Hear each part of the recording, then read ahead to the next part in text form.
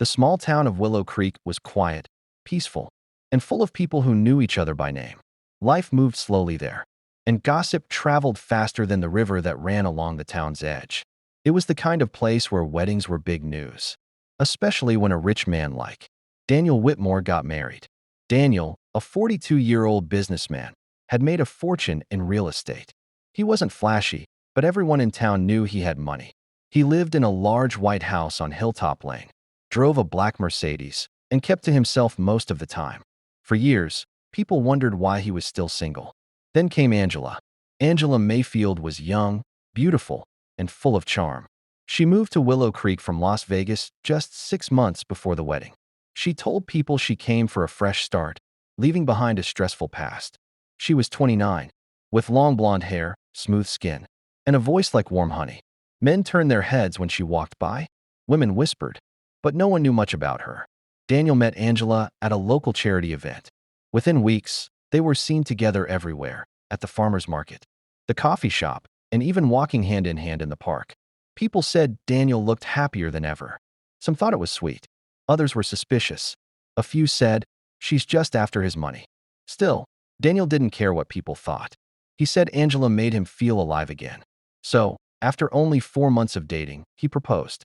The wedding was small but elegant, held in the garden of Daniel's estate. White roses covered the archway. A string quartet played soft music. Angela wore a white satin dress with lace sleeves. Daniel wore a gray suit and couldn't stop smiling. Angela cried during her vows. She promised to love him forever, to stay by his side in good times and bad. Daniel believed every word. They had their first dance under the stars. Toasts were made, cake was cut, and guests took photos of the happy couple. No one could have guessed what was coming. 3 days later, Daniel was gone.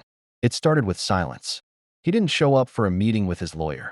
His assistant called his cell phone, but there was no answer. By the end of the day, the police were called. Angela said he left the house early that morning to go on a walk. She claimed he needed air. Said he had been acting a little off since the wedding. The police searched the property, the nearby woods, and the roads leading out of town. Nothing. No sign of Daniel. No clues. No goodbye. And as the days passed, one question burned in everyone's mind. Who really was Angela Mayfield? When the police arrived at the Whitmore estate to question Angela, she greeted them in a silk robe and slippers. Her blonde hair was tied in a neat bun, and her makeup was still perfect. Too perfect for someone whose husband had just disappeared. Officer Karen Fields noticed that right away. Angela seemed calm, even bored. She offered the officers coffee, then walked them through the story again. He left around 6 in the morning, she said, sitting on the edge of a white leather couch. Said he needed to think. I figured he was just overwhelmed. You know how men get after big events. Officer Fields didn't smile. Did he take anything with him? No. Just his phone, I think. He wasn't dressed for travel. He had on jogging clothes, black sweats, a hoodie. Angela paused and blinked slowly. I thought he'd come back in an hour. But he never did. The officers looked around. Nothing in the house was out of place. Daniel's wallet was on the counter. His car was still in the driveway. His laptop and suitcase were untouched. It was as if he had vanished into thin air. Later that day, Officer Fields spoke with Daniel's assistant, Michael Doran. Michael had worked for Daniel for over 8 years and knew him well. Daniel never just disappears, Michael said. He was organized, careful. He wouldn't leave town without telling someone, not even for a walk.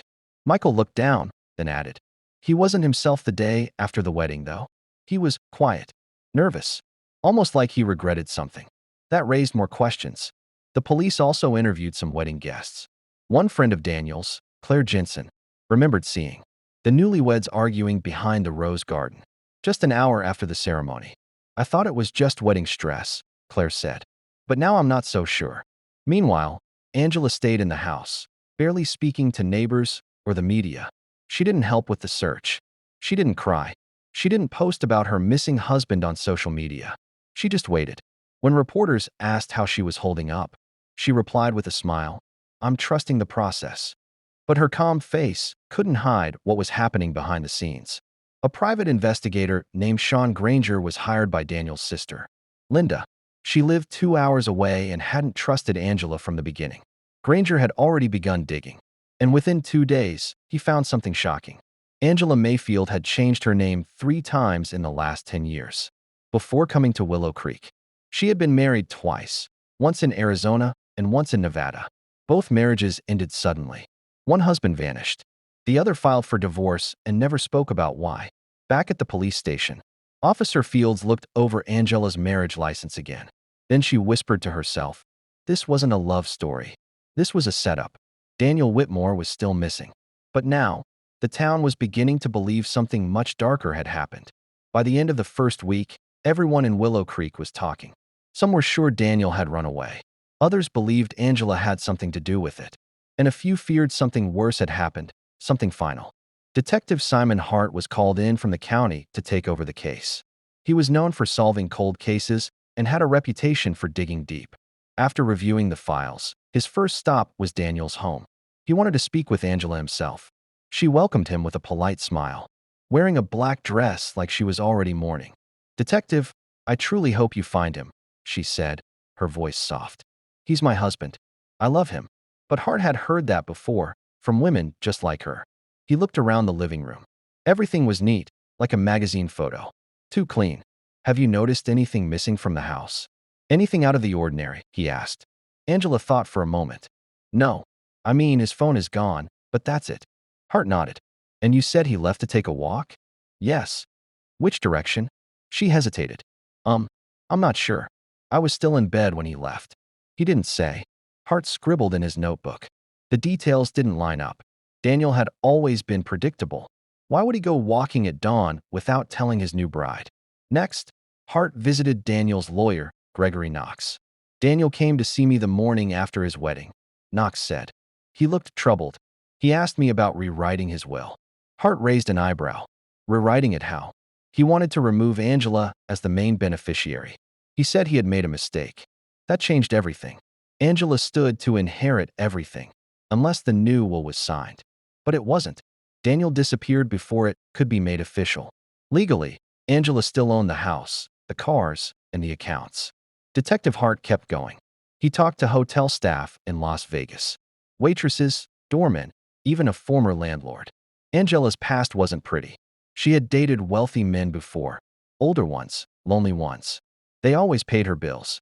Some disappeared quietly. Others ended things and refused to talk about her. In Arizona, Hart found a woman named Melody who had worked with Angela under her former name, Rachel Sinclair. "She was always chasing rich guys," Melody said. "She'd pretend to love them, get them to marry her fast, then bleed them dry. I think one of them even died. Heart attack, they said, but I never believed it." Back in Willow Creek, Hart returned to Daniel's house unannounced. Angela was surprised but kept her cool. "I need to ask again," he said. "Are you sure Daniel didn't say anything before he left?" She opened her mouth but said nothing. Hart narrowed his eyes. "Because if you're lying, Angela, this isn't going to end well for you." She stared at him coldly. "Then find him and prove it." But Hart already had a theory. Daniel hadn't left willingly. He had been removed. Now, it was only a matter of finding out how and where.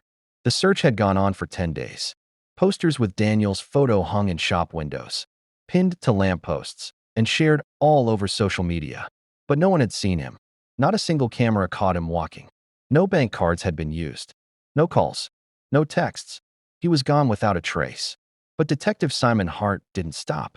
He returned to the estate and asked for permission to search the grounds. Angela agreed, but her smile faded when he brought a search team, with dogs and ground-penetrating radar. "We're just being thorough," he told her. They began in the backyard. The estate was large, surrounded by thick woods. A small creek ran behind the house, and there was an old garden shed at the far end of the property. It hadn't been used in years, and the lock was rusted. One of the officers, Officer Ray Torres, kicked the door open. Dust flew out. Inside, there were garden tools, buckets, and a heavy tarp rolled in the corner. Hart stepped in and pulled the tarp. It was wet and smelled of mildew. But underneath, he found something strange. A black hoodie and sweatpants, soaked and muddy. In the pocket of the pants was a phone. It was Daniel's. Angela's story was falling apart. They brought the clothes and phone to the station. The forensics team got to work. The phone was locked, but they managed to access it using facial recognition from one of Daniel's older photos. What they found was chilling. A voice memo had been recorded on the phone. The file was dated the night before Daniel disappeared. Hart played it. "If anything happens to me," it was Angela. "I rushed into this marriage. I've made a terrible mistake. She's not who she says she is." The message ended with silence. Hart called for a warrant immediately. That night, Angela was arrested at home. She didn't fight. She simply asked, "On what grounds?" "Murder," Hart said. But they still hadn't found Daniel's body. The next morning, they searched the creek area near the shed, about 50 feet downstream. Something caught Officer Torres's eye, a pile of stones that looked too neatly arranged. They pulled them away. Beneath them was a shallow grave, and in it, wrapped in plastic, was Daniel Whitmore. The medical examiner later confirmed. He had been poisoned, slipped. Something in his drink that slowed his heart. Once unconscious, he was dragged and buried under cover of night. No signs of struggle. No time to fight back. Angela was charged with first-degree murder.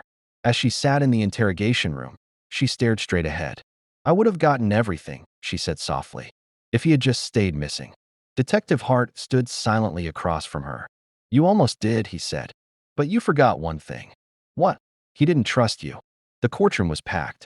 Reporters, townspeople, and even strangers from nearby cities came to see the woman who had married a man and buried him just days later. The case of the honeymoon murder, as the media called it, had captured national attention. Angela Mayfield, once admired for her beauty, was now seen as a cold, heartless killer. She wore a navy suit to court, her hair pulled back tightly. She showed no emotion when the charges were read: first-degree murder, fraud, tampering with evidence, and obstruction of justice. The prosecutor, ADA Margaret Wells, was experienced and sharp. In her opening statement, she made it clear: Daniel Whitmore was not just a victim of greed. He was a man who tried to escape a trap too late. Angela Mayfield did not marry for love. She married for wealth. And when Daniel realized her true intentions and tried to change his will, she silenced him forever. Angela's lawyer, Victor Lane, was smooth and confident. His defense was simple: no direct evidence tied Angela to the poisoning. Yes, Daniel's body was found on their property. Yes, he had recorded a voice memo. But there were no fingerprints on the cup, no camera footage of her doing anything. Circumstantial, he argued. "She's a grieving wife," Victor said. "You cannot convict someone on suspicion alone." But the evidence spoke loudly. The prosecution called Daniel's assistant, Michael Doran, who told the court how Daniel had been nervous and wanted to remove Angela from his will. They showed texts Daniel sent to his sister, saying, "I think I made a mistake." Then they played the voice memo.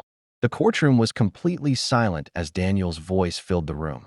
"If anything happens to me," it was Angela. Angela looked down, her hands clenched in her lap. The forensics expert explained how the poison, traced to a rare plant, was found in Angela's personal garden, planted behind the shed. A small bottle containing residue was found in the master bathroom under her sink. The nail in the coffin was surveillance footage from a neighbor's camera, which showed Angela dragging something heavy in the middle of the night toward the creek. The image was blurry, but the shape matched the tarp found in the shed. Victor Lane tried to shake the witnesses. He said the voice memo could have been faked. He questioned the lab results. He argued that Daniel could have been poisoned by someone else, maybe a business rival. But it was clear the jury wasn't buying it. Angela didn't cry. She didn't apologize. She sat still, staring at the walls, like she wasn't really there. In her final testimony, she shocked the court by saying, "I didn't mean to kill him. I just wanted him to trust me long enough to sign the papers." Gasps filled the room. ADA Wells stood up slowly and said, "So you admit it?" Angela blinked, then replied, "He wasn't supposed to drink that tea. Not yet." It was the first time anyone heard her speak the truth. The trial was nearly over. All that remained now was the verdict. The jury deliberated for only 4 hours. Outside the courthouse, crowds waited. News vans lined the street. Some people held signs that read, "Justice for Daniel." Others just stood quietly, watching the doors, waiting to see if the woman who married and buried a man in less than a week would finally face punishment. Inside the courtroom, tension filled the air. Angela sat between her lawyers, her face unreadable. She had not spoken again since her quiet admission on the stand. Detective Hart sat in the gallery, arms crossed, watching carefully. Daniel's sister Linda sat a few rows behind, holding a small photo of her brother in her hands. "All rise," the bailiff announced. The judge entered, and the jury returned to their seats. The foreman, a middle-aged man with glasses and a nervous glance, stood up when asked if the jury had reached a verdict. "We have, Your Honor." The courtroom held its breath. In the matter of the state versus Angela Mayfield, on the charge of first-degree murder, we find the defendant guilty. Gasps. A few people cried. Angela didn't move. The judge continued reading the rest of the verdicts. On the charge of fraud, guilty. On the charge of tampering with evidence, guilty. On the charge of obstruction of justice, guilty. Angela slowly turned her head toward the jury. Her lips pressed together. Not a tear. Not a word. The judge set sentencing for the following week, but made it clear. The punishment would be severe. Outside, reporters shouted as Angela was led in cuffs to a waiting van. Cameras flashed. She was no longer the glamorous woman who walked into Daniel's life with a smile. Now, she was a convicted killer, her name forever linked to greed and betrayal. A week later, the courtroom was filled again. Judge Merrick gave her the maximum sentence: life in prison without parole. He looked directly at her when he said, "You took advantage of a good man, twisted his love, and destroyed his future. You showed no remorse. You cared only for what you could gain." Angela didn't speak. Her eyes stayed fixed on the floor. Detective Hart walked out of the courtroom satisfied but not joyful. "Justice isn't victory," he told a reporter. "It just brings peace." Daniel's sister, Linda, gave a short statement. "My brother believed in love. He made a mistake, but he didn't deserve what happened to him. We're glad the truth came out. And we'll remember him, not the lies." Angela was transferred to a maximum security prison. There, she became just another inmate. Stripped of the designer clothes, the makeup, the charm. Other inmates whispered her name like a legend. She barely spoke. And back in Willow Creek, Daniel Whitmore's grave was placed on a hill overlooking the town. His tombstone read, "Loved, betrayed, never forgotten." But one final truth was still waiting to be revealed. 6 months after the trial, life in Willow Creek began to settle again. Angela Mayfield was locked away, and people slowly moved on. The Whitmore estate was sold, Daniel's belongings boxed and given to his sister Linda, and the local paper printed its last story about the honeymoon murder. But then, something unexpected happened. One rainy morning, Linda received a brown envelope in her mailbox. There was no return address, only her name typed on the front. Inside, there was a single sheet of paper, folded once. It was a letter from Daniel. The letter had been dated the day before his wedding. Somehow, it had never been sent. He must have written it and tucked it away, unsure if he should go through with mailing it. Now, months later, someone had found it. The letter read, "Dear Linda, if you're reading this, it means something has gone wrong. Or maybe I finally had the courage to back out. Either way, I need you to know what I've been thinking. Angela is confusing. She's beautiful, smart, and says all the right things. But something about her feels wrong. It's in the way she avoids talking about her past. The way she rushes things. You know I've always wanted love. Real love. Maybe that blinded me. Last night, I found her looking through my files. She said she was curious. But I'm not sure anymore. I keep hearing things about her name, her past marriages. I've hired a private investigator just to be safe. I haven't told her. If anything happens to me, Linda, promise me you'll ask questions. Don't believe everything she says. I hope I'm wrong. I hope I can tear this letter up and laugh about it one day. But if not, thank you for always being the one who saw through people. Love, Daniel." Linda sat on her porch, tears running down her face. She read the letter over and over. She didn't know who had mailed it. Maybe the private investigator Daniel had hired had finally found it. Maybe it had been hidden in a drawer or left behind in some safety box. It didn't matter. The letter confirmed what she already knew. Daniel had felt it. He had seen the danger too late. Still, the letter gave her peace. Detective Hart, when shown the letter, simply nodded. He was smarter than she thought, he said. Angela never knew the letter existed. When asked if she wanted to appeal her conviction, she said no. "What's the point?" she replied. In prison, she kept to herself. Other inmates stayed away. She became a ghost, haunted by what she had done, by the life she had almost stolen, and the man who had tried, at the last moment, to escape. Daniel Whitmore's story became a lesson in Willow Creek. People spoke of love, but also of listening to instinct. of being careful when someone moves too quickly, and of the danger that can hide behind a smile. In the end, Daniel was gone, but the truth lived on, and so did his final words. If anything happens to me, it was Angela.